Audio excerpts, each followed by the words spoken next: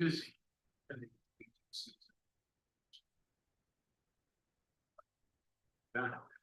we also had to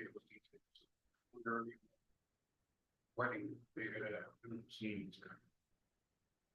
The balance with the season, end of the month starts, the Christmas party and business Christmas party stuff, all good. And even that would be. All right, folks. So, hello everyone. Welcome to our November Rock Against Gun Violence Coalition meeting. I am Councilman Lightfoot, the founder and chairman of Rock Against Gun Violence Coalition. It just seems weird to be saying November. Time is really flying, ladies and gentlemen. Fall is here. Daylight saving time was Sunday. Hopefully, everyone appreciated that extra hour, and hopefully it didn't set you back too bad. We are, you can close that door now, Dancing, please. Thank you. We are very excited to, we had a very productive year, the Rock Against Gun Violence Coalition. I think in the beginning of the year, we'll do a community update on where we are, but we have accomplished quite a bit this year, and we still have a few things on our docket that were planned for this year that we'll discuss a little bit today. But as we always have done, we want to open our meeting with a moment of silence and to think about all of the impact and the victims that have been impacted by this violence and gun violence in our community. And I would ask if you would, please, sir, please, ma'am, if you guys would just join us in a brief moment of silence. Thank you.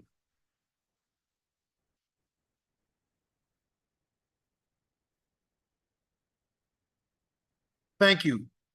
We do realize that we do have, we know Vic, many of you may not know, but he's been going through some health issues. So we're keeping Mr. Saunders in our prayers, of course, as well as we have Kathy with us, and Kathy was going through some things too, but we're grateful to have Kathy back with us on the phone. If it is anybody's first time attending a Rock Against Gun Violence Coalition meeting, I would ask if you would please unmute and identify yourself and maybe what agency or who you're representing tonight. We want to give you that opportunity to be able to do that. Also, just FYI, these city council or these meetings are being streamed on the city council YouTube page right now live. And so if anyone wants to go to YouTube and share this with anyone, you can do that, the link. As well as we're in person and we're on Zoom. In order to receive the Zoom link, you would have to contact either myself, Dassy, or Andre to get on the email list. If you know anybody who wants to be a part of the Rock Against Gun Violence Coalition, they simply just contact our office and we will make sure that they get on the email list, and then they will receive the correspondence as well as the Zoom link. If you hear some feedback and noise, there is an event happening downstairs.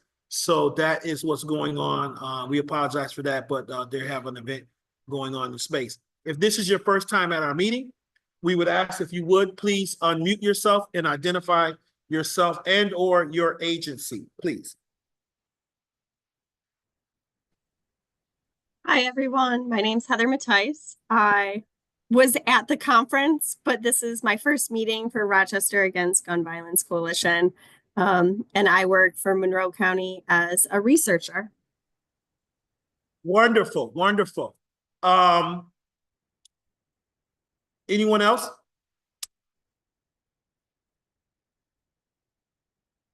Okay, Heather, you obviously you got the email. You got all of our correspondence and everything. Okay, there was no. You got a directive from us. Okay. Wonderful. I did, but one of my colleagues who normally receives the emails, she didn't get it. So I forwarded it to her. I hope that was okay. What's her, that's fine. What's her name? Rachel McGinnis. Okay. We'll make sure, we'll check that, and that's fine that you sent it to her. Is there anyone else who's on the call for the first time? We would like for you to introduce yourself. And I'm going to ask all of our normal presenters tonight with the exception of Mr. Saunders, unless he has someone here in his space, is anyone in a hurry? Because I just want to, before I go into your presentations, I wanted to go around the room for anyone who was at the youth I am still on cloud nine about our youth conference, ladies and gentlemen. I want to say hats off to everyone, Mr. President, for definitely supporting this work. We have proven that not only can we work together collaboratively, but we brought over 20 agencies, youth agencies, together on that last Saturday. And it was amazing. It was incredible. I want to thank Dassey, of course, for doing a tremendous amount of work. And everyone, Septimus and Ruth, who were chairing and co-chairing the youth committee. But I wanted to go around the room, and you can start with anyone who was there. And I wanted to kind of get your feedback before we get into our normal portion of the business. The meeting should go very organic today. We're not, in any particular structure. We do have an agenda. However, I'm veering from the agenda because I would like to capture some quick feedback, meaning, it's only been a few weeks since the conference. And I want to get that feedback from individuals who attended. Very briefly, if you don't mind sharing what your experience was, positive, negatives, whatever, but we want to get that feedback.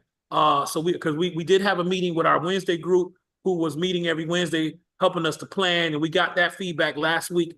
We got that feedback from them. So if you were a part of that group, we've kind of already got that. But if you have not gotten a chance to give your feedback, I'd love to hear your feedback, those who attended the youth conference.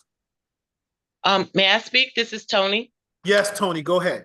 Hi. As I said there, I was very impressed by the amount of young people. I thought that was really, really, really wonderful. And it just made my heart full just to see them all there. So that's my feedback. I thought it was great. Yeah, me too, Tony. Thank you so much. And thank you for your presentation as well, too. Go ahead. Who's next? Just hop in, anybody. Go ahead. I'm sorry. This is Leslie. I was there Hey, as well. Hi. I was there as well, and it was absolutely wonderful. I think everything went amazing. It was a smooth turnout. The kids were extremely happy.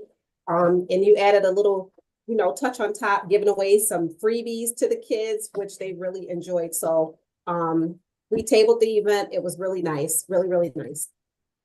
I would also ask too, those who tabled events, if you don't mind maybe sharing, because some of the feedback we got was maybe next time putting the tables outside of the presenting room so there's no distraction between. And so those who had tables, would you, if you don't mind just saying, did you get pretty good attendance at your table or not? I would say we got a lot of attendance because we had the candy and chips. So of course we had a lot of attraction at our table. Yeah, there's a point right there that we can put to make sure that tables have some type of incentives for the young people. That's wonderful, Leslie. We were glad you were there too. Anyone else? Come on, jump on in there. I just want to say that I was blown away by the level of interaction and the camaraderie that the children, that the youth had, and what they did in display as far as, there were a couple of different groups there, step groups, that really, you could see not only were they doing their stuff, but they were enjoying one another. And that just really warmed my heart. And they were very well respectful. I agree. They were very well respectful, and they had fun at the conference. And I think that the conference was a great success. And the next one I know is going to be even better. Agreed, Rev. Anyone? So some of you who are just coming in, I think Wanda just came in the room. We're going around the room just getting feedback from the conference, and so anyone want to give some feedback? Go ahead and unmute. And go ahead and jump in. Hi, good evening, everyone. Good evening. I just want to second the conference. I had to leave a little early, but I really, really enjoyed the conference. I wished I would have saw a little bit more youth, but early in the morning. You know how our young folks are, but overall, you all did an amazing, amazing job. I think it was well attended by the community partners, and everything went well. So kudos to the youth team committee for your service, and you guys for putting this together. Awesome. Thank you, Wanda. Agreed. Anyone, come on in if you want to give some feedback on the youth conference. We welcome that. Yeah, I'll jump in. Sure. I echo everything that was already said. I think the other part I would highlight is there was a lot of pain shared in the room, which I thought was very healthy. Some feedback for the future. I think one opportunity for us is to think about how we incorporate some planning into the future of like these conferences to make sure that we're getting some action items leaving that we can follow up on. But it was great. It was really good. That was one of the things, Mr. President, that came out. We young and old, so young people and older adults. We had a gentleman who was triggered, and he felt like there should be some emotional rooms set up like outside of that room for people who were triggered. So we took that feedback too, and we're going to start moving immediately into planning for next year immediately. But duly noted, there were folks who were young and old who were triggered, and we have to take that under consideration. That's why we had so many of our agencies we asked to be there, you know, in the event that happened. Any other feedback? Come on, just jump on there, folks. I have some feedback. This is Aaliyah. Hey, Aaliyah. And hi, I echo everyone's sentiments. I thought the event overall was great. My feedback would be, I'm not sure how much young people were involved in the planning of the conference in terms of the activities and the presentations, and perhaps having a bit more interactive presentations, and maybe doing breakout rooms where there are different topics being discussed. Okay, we've heard that a few times, Aaliyah, and we brought young people in the beginning, and then we had them in towards the end, which really helped us kind of fill in some gaps because we heard that and we wanted to make, and we hear that going forward, and Joseph from GIS has some good ideas that he's going to be bringing to us that the young people can start doing now to help us look at not only this event, but doing things throughout the year too with our young people. That I think is very important that we keep them engaged. And we want these young people to sign up to be a part of the youth committee so that they can be more intentional in planning next year. The feedback from the scholars was they would like to have a space where other students could have actually interacted with the programs. Not them standing up in front, but the other kids, inviting other kids to come to the machine and look at the data and play with the programs. Okay. One thing that I think I kind of shared with the group with respect to carrying on is they met at Lincoln branch 3 or 4 Saturdays leading up to that. It would be good if we could start gathering from other agencies, kids in that neighborhood, and have them see Lincoln as a location, particularly since the scholars have identified Lincoln as our most dangerous library with respect to crime around it. Understood and duly noted. And we would like to have conversations with the GIS and others, Joseph, as what could that look like? And we're open to their feedback on telling us, sharing with us, what could that look like? And I would like to do that sooner than later, Joseph. Sooner than later. Like as soon as things calm down. I know we have election tomorrow, a lot going on for a lot of people, but it's maybe the first 5 o'clock at BOE, yes. Yeah, you know I know. So but yeah, we want to engage these young people, re-engage them. You remember I said in the beginning it was about empowerment, education, and engagement. So we want to engage, and I think that education piece or that empowering piece is what President McGivern was talking about, having some action items afterwards. We got to build that into program as well too, to create those opportunities. And that could be in those breakout rooms, to create those opportunities, to have those action plans brought on by the youth, right? So that we can go out of there with some things that the coalition can implement. But so all of this, we know next year is going to be like, it's going to be on steroids because we learned so much from this event. But go ahead. I want to give other people, anyone else who was there, who have not have an opportunity to share their feedback. We welcome that.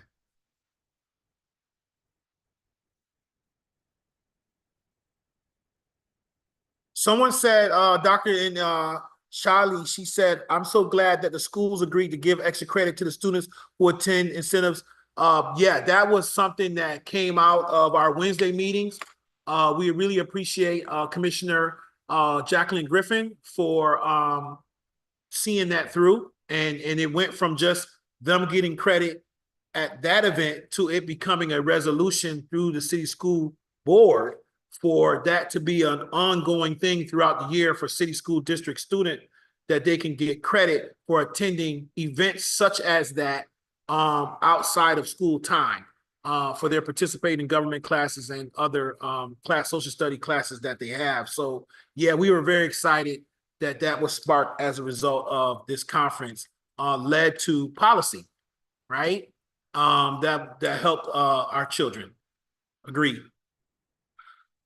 Any other comments about the youth conference? So we're going to be anyone who wants to be a part of the youth conference, please let Dassy know so that we're gonna, after the holidays, beginning of the first new year, we're gonna be re-engaging that youth committee to start working on events, youth-led events throughout the year to include the youth conference.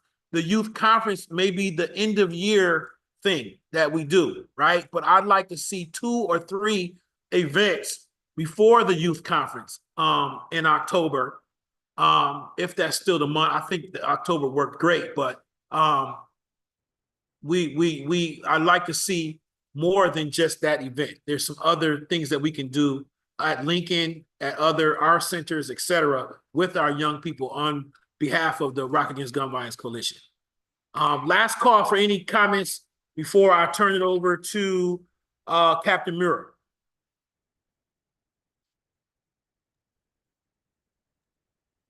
All right, Captain Muir, it's on you, sir. Yes, sir. Thank you. Good evening, everybody. It is good to see everybody that I can see, at least on the screen, and see that Kathy's back. So welcome back. I'm going to go through this relatively quickly so I can take a few questions if need be. For the month of October, we had 22 handguns recovered, 8 long guns recovered. Year to date, 473 crime guns taken off the street. So that's year to date for all crime guns. Total guns is well over 1,000, I believe, but a lot of that is just found guns that weren't used in a crime or the gun buyback. So 473 for crime guns taken. Shootings, we had 141 incidents so far. Shooting victims, 176. And unfortunately, 26 of those victims were fatal. And we're at 45 homicides for the year so far. Court dispositions for those arrested for gun crimes in the month of October. 52 criminal possession of weapon arraignments in Monroe County. 3 individuals were held without bail. 31 individuals had cash, bond, or bail set. Of those cases, 11 individuals had the cash bail set at $5,000 or less. 14 individuals were released with non-monetary conditions. And 4 individuals, we could not get the data, or at least she couldn't get it for me in a timely manner for this meeting. And there's a bunch of other graphs and data that I have as usual for the email that I'll send out as soon as I'm finished speaking. I'll send it to Dazzy. Thank you. Any questions for Captain Muir?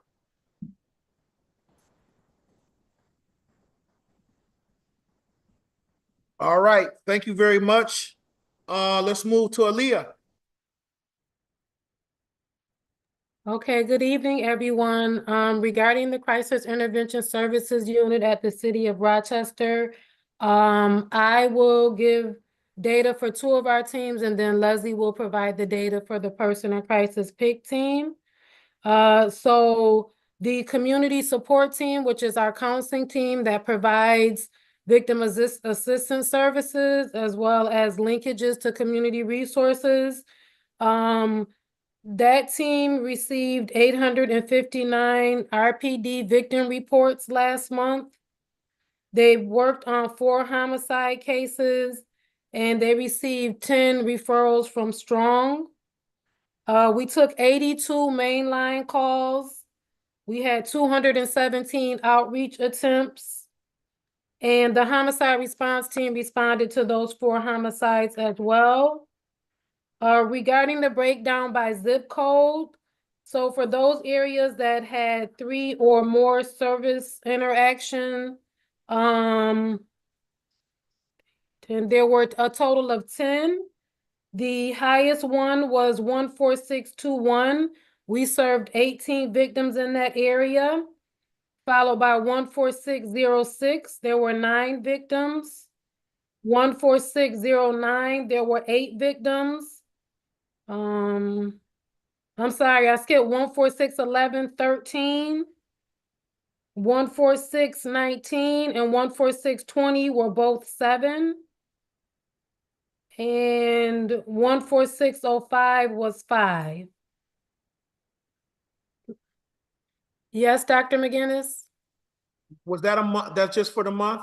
That's just for the month of October. So we served a total of 156 victims. Shooting victims? Those were victims of various incidents. Okay. Dr. McGinnis, do you have your hand up for me? No, I just have it up in general. Oh, okay. Great. I'm so sorry. That's okay. Leslie, can you provide the PIC data, please? Yes, for the month of October, from the 1st to 31st, we have 861 calls that we have serviced. Okay, thank you. I have a question for Leah. Yes, you got a question? Ms. Lewis, what is an attempt? When you said outreach attempts, what's an attempt? That means that we attempted to reach the victim via a telephone call, a letter, or some type of outreach attempt, and we were not able to reach all of those individuals, but we did make 217 attempts. Okay, thank you. You're welcome. Any additional questions? Yeah, I have a question, Leah. Yeah. How many of those were shooting victims, did you say? I don't have that data with me, but I can try to have that for next month. Okay. Okay. Any other questions, team, to Leslie or Miss Aaliyah? Councilman, I have a question. This is Kathy. Sure, go ahead, Kathy. Hey, Miss Leah, I'm wondering whether you're tracking how many of the incidents that you are handling for victims involve guns, and how many might involve youth and the ages of the youth. And then one last question, just whether you have any interface with law enforcement on follow-up where there are victims, guns are involved, and follow up with law enforcement concerning whether there's a gun in the home of somebody who is at risk of harming themselves or somebody else with that gun. So Kathy, quite a bit of what you listed is really outside of our scope. We don't track that type of data. We track the data that we need for our KPIs, our outcomes, and for our grant reporting. So again, the question previously was around shooting victims. So that might give us the data for guns. And I believe I'll be able to capture that. Specifically, do we track youth? No, but I'm pretty sure we can isolate age. And we don't do any follow-up with RPD around guns in the home. And then just one last question. Mhm. In addition to shootings being related to gun involvement, whether the other concern I had was whether anyone is tracking victims, let's say, of domestic violence where guns are threatened in use, may not have been used, but are being threatened in use, and whether or not there's any connection or follow-up with RPD on that gun and the victim being secure. Yeah, so we don't track anything around if a gun is secure. We do track the number of domestic violence referrals that we get from RPD. We get all of the RPD domestic violence reports. So I can get you a number on those. And then do you break those down in terms of which ones are involving threats of use with guns? We do not track that. Okay, thank you so much, Ms. Leah. Thank you. You're welcome. Thank you. All right, folks, any other questions for Ms. Aaliyah or Leslie? So I have a general question. Yes. Councilman Lightfoot. Sure, Doc. One, Dr. Hinton Williams and Captain Murrah, I appreciate all your feedback, all your insight. It's really, really valuable. My question is here is, right, we're getting some really interesting, valuable data. Where is that being stored and how are you utilizing that? When we listen to the questions that just were proposed earlier, right, is that questions to Dr. Hinton Williams, is there a repository where that information could be extracted versus, you know, constantly having these conversations of, did you do this? Did you do that? What does that look like in terms of how can we all access it and how can we maximize the benefit from that? Is that something that we are doing in this group or interested in doing it? I appreciate your time. So Dr. McGinnis, thank you. I'm not a doctor though, but it sounded good. In terms of data storage, we maintain our data in an internal city database. You know, there's a lot of confidentiality around our work. There's some PHI stuff that's involved. So I can't say just off the top what, if anything, that process would look like. We have funders that provide funding. So there would be a process in terms of figuring out if that's a possibility and what it would look like. So Doc, thank you, Ms. Aaliyah. So from the perspective of the coalition as a whole in general, we are definitely interested in exploring how do we compile, report, and utilize most of the data and more data that we are being introduced and exposed to in these meetings. I think that I know that there's an appetite for either our eradication committee or our advocacy committee to look at ways of how do we either expand on our open data portal, because one piece of data that really bothers me is that we're not reporting publicly is we hear about how many shootings we have. We know how many guns are being taken off the street monthly. We know how many cases of people we're servicing through our various organizations and programs. But this is the Rock Against Gun Violence Coalition, right? And what we don't know is, okay, when we hear about these shootings, I would like to know, where did that gun come from? You know, I would like to know more about, like, especially when we have our gun trace data report, we're talking about these crime guns. We'd like to know, and it could be as simple as, and we know this is an ATF, we talked about this with ATF, and it doesn't have to list necessarily, we know we're dealing with the TR amendment, and we have issues with naming the dealer, but we can at least name if it's in Monroe County or if it came from out of Monroe County. We can at least know that much.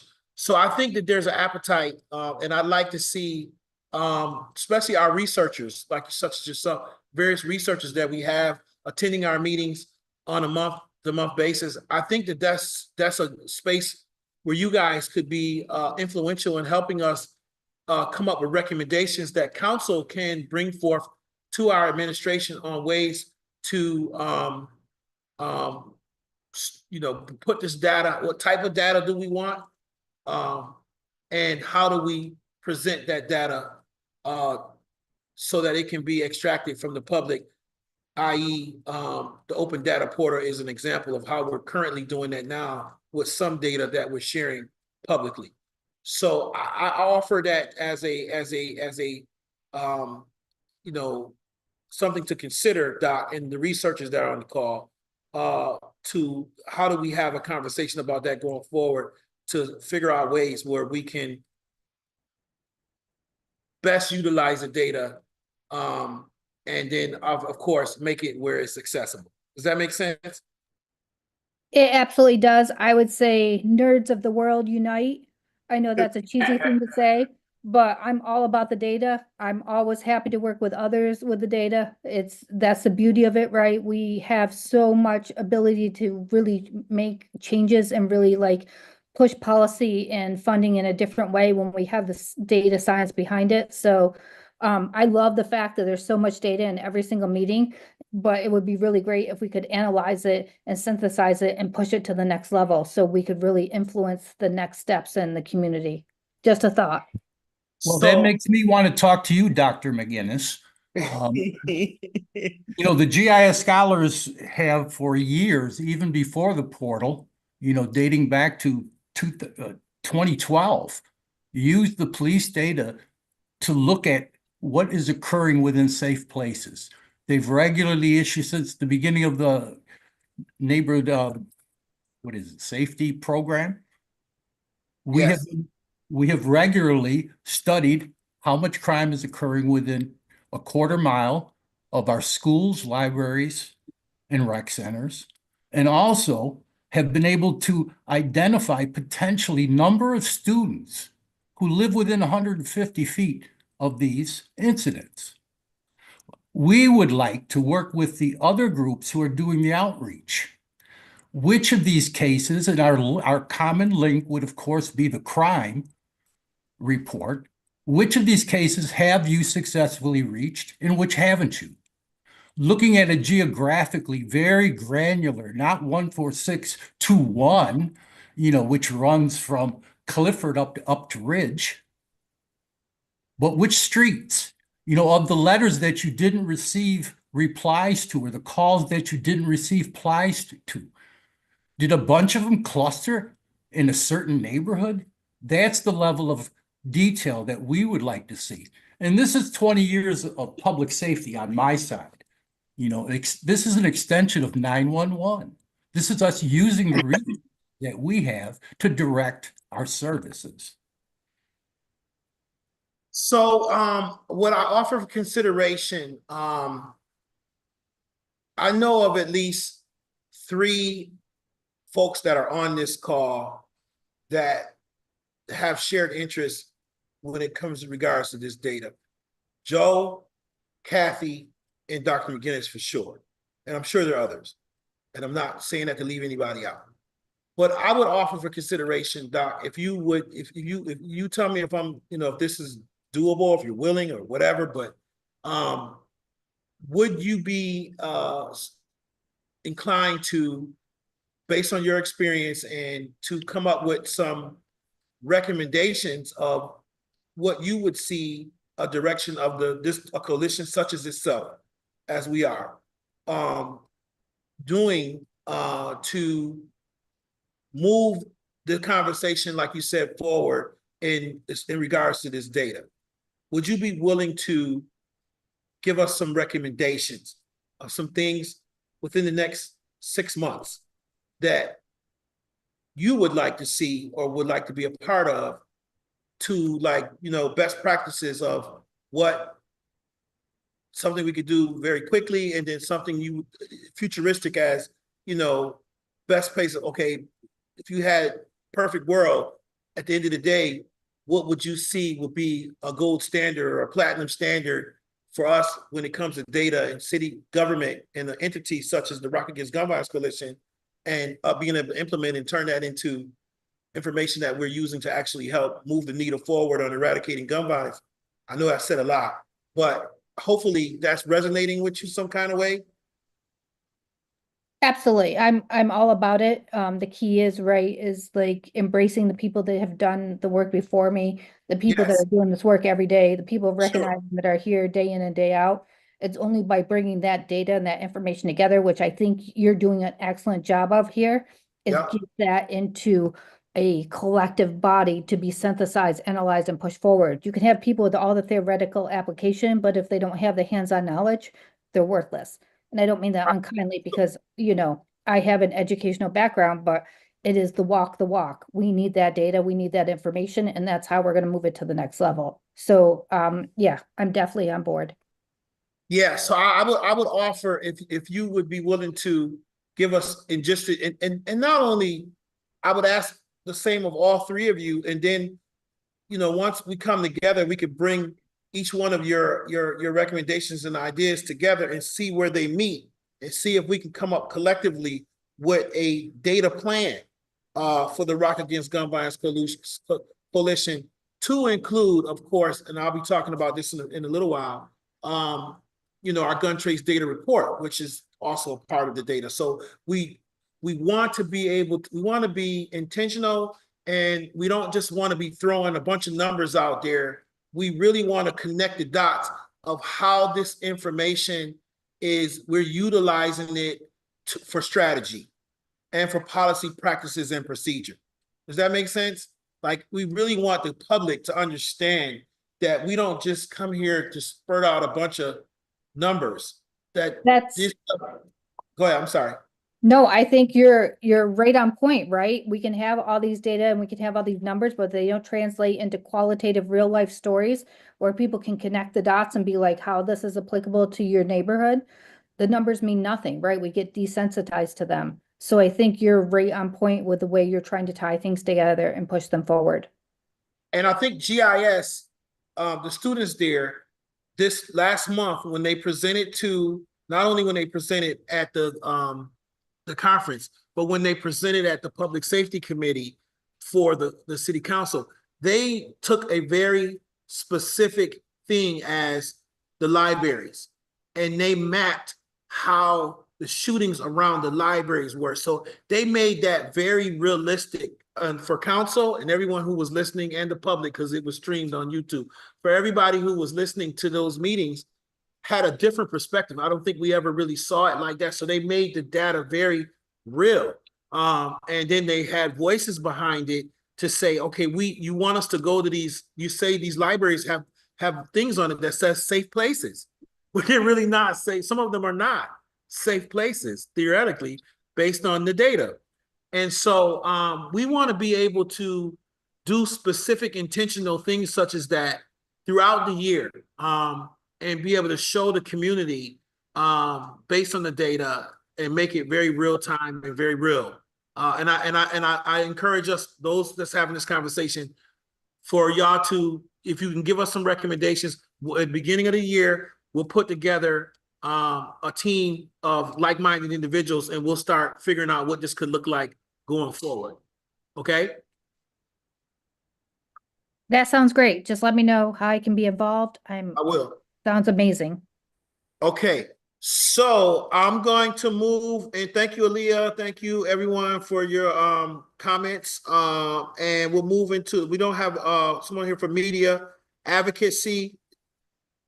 You want to address that, Mr. President? Yes, I can provide a quick update to the advocacy group. We have not met probably in better part of 2 or 3 months at this point. The plan is to reconvene the group. We did have some action items that are still being worked on.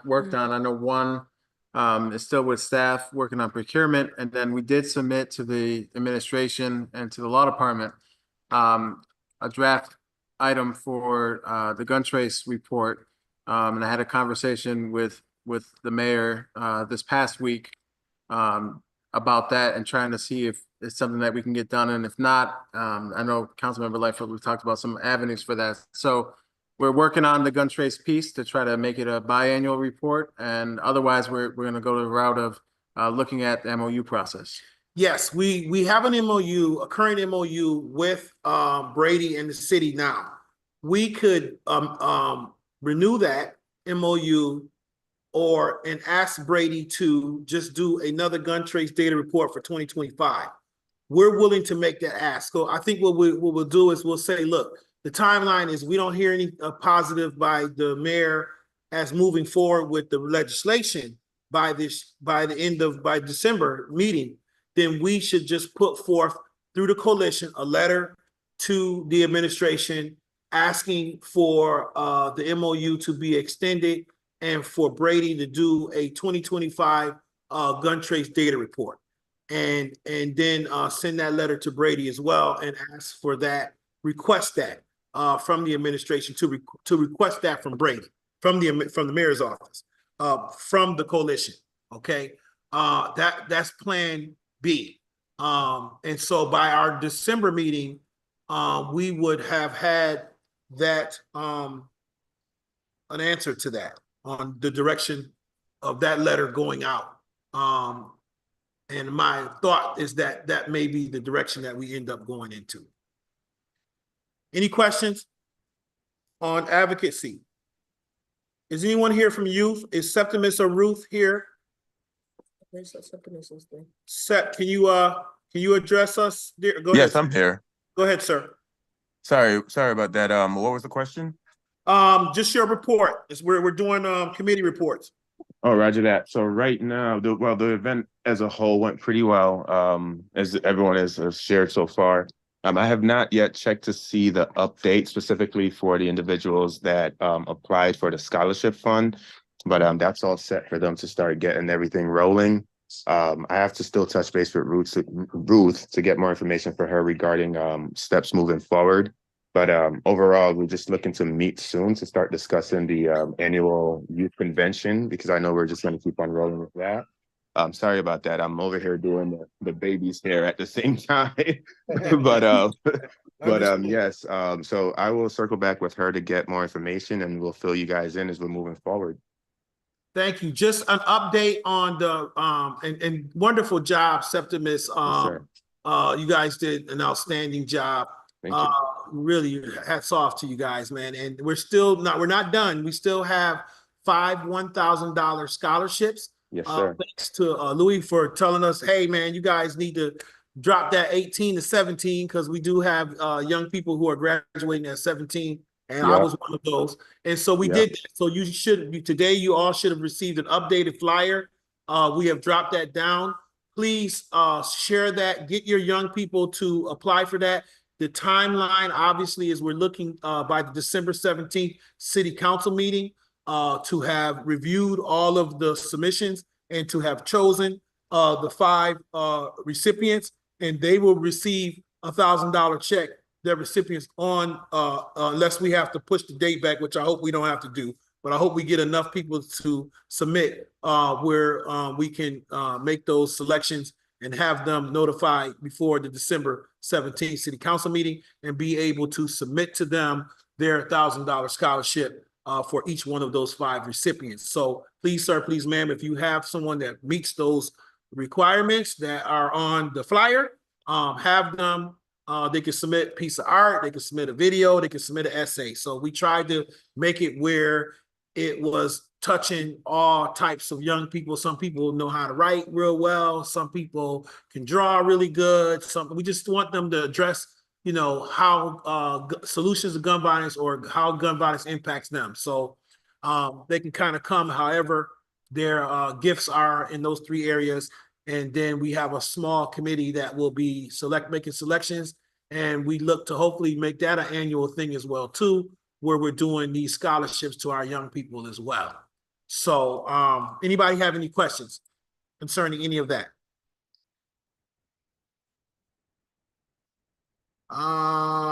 Okay.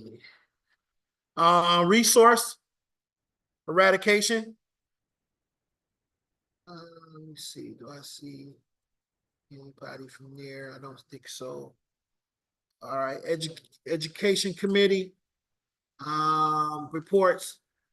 All right. I don't think I see Any of those folks on the line? Okay, I'll go directly into my update, which mostly I've already pretty much talked about a lot of the things that I wanted to talk about, which is really how well the youth conference went.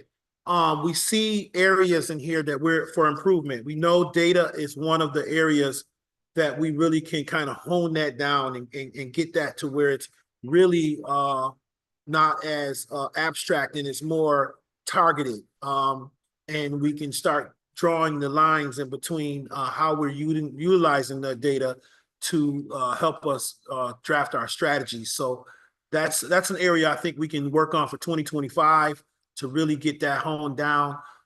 We have a great opportunity. We can feed off of the feedback or the success of the youth conference to not only start planning for the next youth conference, the more youth driven, but also have more youth engagement opportunities throughout the year. We're looking to work with some of you individuals and their youth committee on that in 2025. Because these are I would think that the eradication, I think we'll put that under the data, and we'll start building a team around that for 2025. And so the three areas that I think the resource committee, the advocacy committee, and the eradication committee and the youth committee, those four areas, we're really going to hone down on those for 2025. Make sure that they're beefed up, that they have a solid core of individuals working on those committees. And then we're really supporting those committees because I believe that that's the areas where we're going to get a lot of work done in 2025. All right. And then also we're going to I wanted to mention that we did a conference last year at my church, a regional conference, and we brought the Clergy for Safe Cities here. It really sparked a lot. It sparked our Rock Against Gun Violence Coalition Solution Action Plan.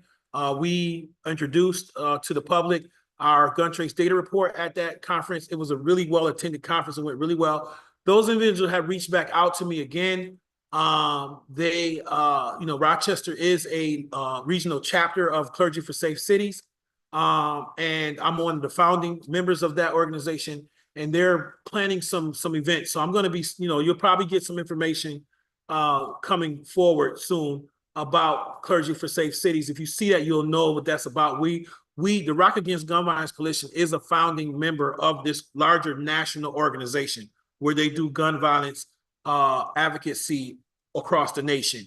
And they're very piped into the federal government, right? Because there's Office of Violence Prevention federally now too, that we've heard Vic and others have attended DC and done some things where we're kind of tied into that organization, but through the clergy side, right? Because I'm wearing one of my other hats. I'm a pastor too. So, through the clergy side, we work that angle and working with 67 Precinct in Brooklyn, where we've gotten a lot of our ideas and things of that nature, homicide response, mobile unit, all of these things we kind of came from downstate ideas that we saw that they were doing in the boroughs. And so I just want to plant that seed that we're going to be working more closely with the national organization. Our work that we're doing here is being looked at all across the country through this organization. I'm presenting at one of their events in December about the gun trace data report and the youth conference because they were watching, social media when we did that whole thing. Also, Shabaka from UChat Vision was there. He was, speaking of the youth conference, he was documenting the whole conference. I will have probably by the end of the week, all of the highlight videos and social media feed videos, all of that stuff I will have very soon. We'll be uploaded to YouTube, and we will share it with the group to be shared with whomever you want to share it with. But we did capture that historic day. And we will have that to you as soon as we get it. And he's finishing up. He's putting the final armor on the tires. He told me last night, and so I should have that for you guys. Hopefully by the end of the week, by the weekend, you should get an email with a lot of the links and stuff for all of the footage that we have and that we captured. We created a special highlight video for the youth conference. So once again, I'm just very excited about the direction that we're going in. I think we're going to be doing I know we're going to be doing some great work as the new year, as this year ends. We've done some great work this year, but we got some ways to go. And then we also have to do some more community engagement pieces of updating the community of where we are on our Rock Against Gun Violence Solution Action Plan. That is not a plan that sat on somebody's desk. We've implemented a lot, and we're still doing stuff from the plan. The conference actually came out of the plan. And so we want to update our community on what's going on with that. And we want to be pushing for another gun trace data report for 2025 as well. So that's kind of my update, is strengthening our core committees, engaging our youth in all of those committees, hopefully, and coming up with some action items as the new year begins. We'll probably have an in-person luncheon or something like we did before soon in when the new year begins, just to kind of get us all back together again and talk about prioritizing directions on what's next for the coalition. All right. Does anybody have any questions for me?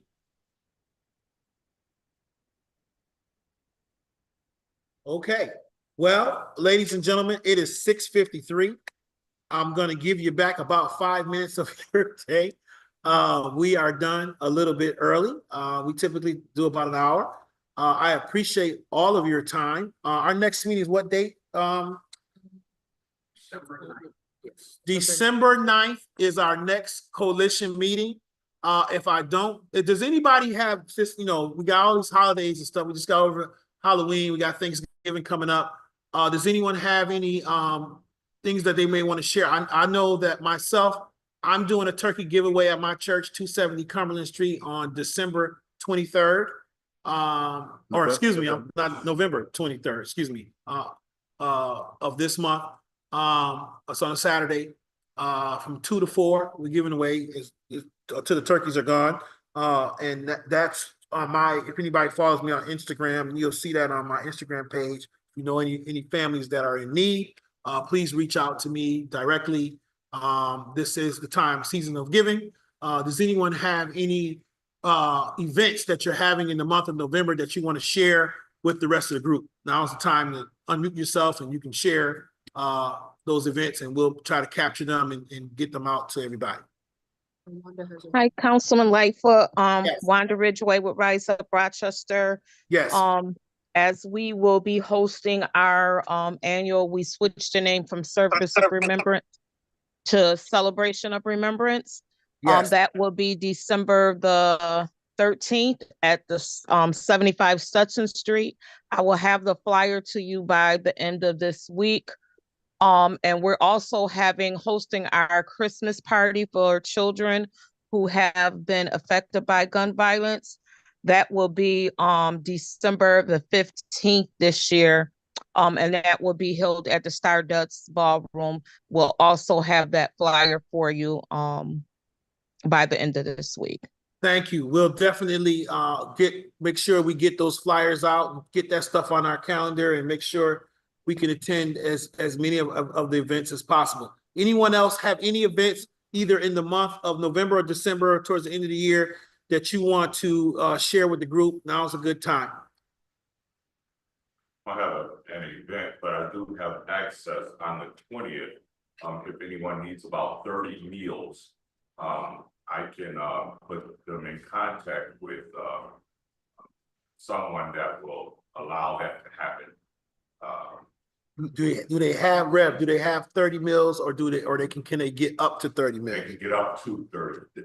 They have 30 meals to distribute. Right. All right. First come, first serve, obviously. Right. All right. So Reverend Cox has contact with individuals who may be in need for food and want a meal. You can contact Reverend Cox. He's on our email list, and he'll get you connected with those individuals. You said the 20th. And that's for November 20th. 20th. All right. Anyone else? Okay. All right, folks, listen. Thank you all for all that you do. Continue to remain safe. Continue to keep each other in our prayers and keep our city and country. Make sure you vote if you haven't voted. tomorrow is probably one of the biggest elections of our lifetime. So make sure you exercise your right to vote and turn over your ballot so that you can see your propositions, and make sure you vote for those as well too. All right. May God bless you. May God keep you, as always, our prayer. Until I see you again, God bless you guys and have a good evening. Take care, everyone. Bye-bye. Right. All right.